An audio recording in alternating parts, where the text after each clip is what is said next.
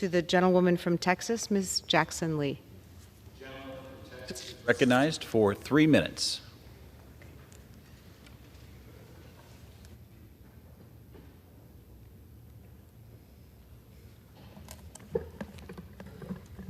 Mr. Speaker, I think it is extremely important, and I thank the gentlelady from Pennsylvania for her leadership and my good friend from Kentucky. I think it is very important to come to ensure the American people, and particularly my husband, Dr. Lee, and to proclaim, which we have the ability to do as members of Congress, that no one's gas stove will be lost or taken. In fact, I even heard members say, I'm buying a gas stove or I'm getting a gas stove.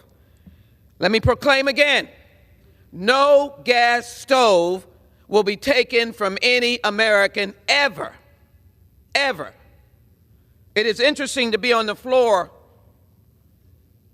fighting about freedom and protection of a gas stove.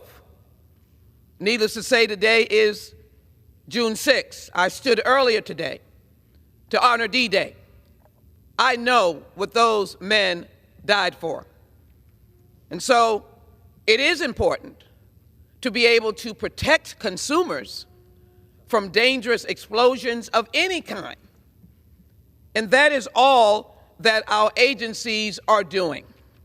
Again, proclaim, no one's gas stove is being taken away.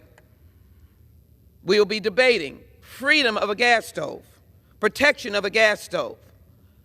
When children, 8 per day, are dying because of gun violence, I only ask the question.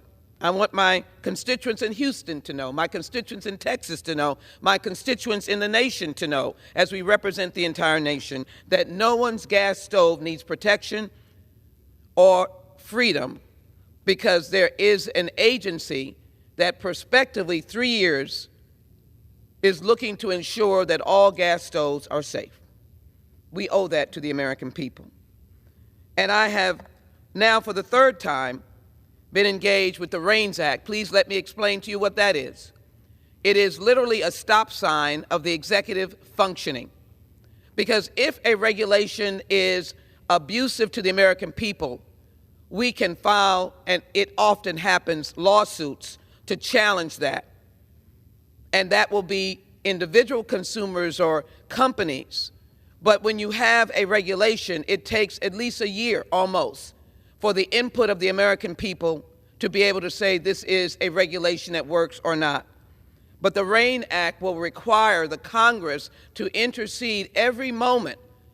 So if it is about asthma, if it is about heart disease and a regulation comes out, if it is about good medication, you won't get it because the Congress will have a rein around. It will be a stranglehold, and we'll get nothing done.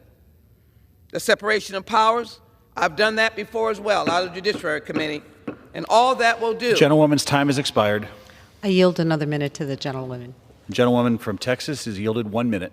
I thank the gentlelady for her kindness. On Judiciary Committee, all that will do is end separation of powers and basically say that the courts, not because a petitioner or a plaintiff has gone in, but because the Congress intercedes and wants the court to stop life-saving regulations that can be helpful to the American people.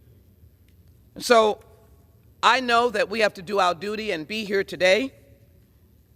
I honor again the men and women who serve in the United States military, and particularly those at Normandy on this day, of which I had the privilege of being there some years ago. But I end my remarks by saying that the American people need us to be serious. Houstonians need us to be serious. Texans need us to be serious. I'm saying that no one's gas stove will be removed from their house, their apartment, but we will offer to you the ability and the instruction to make sure that everything you have in your home is safe for you and your family. Gentlewoman's time has expired.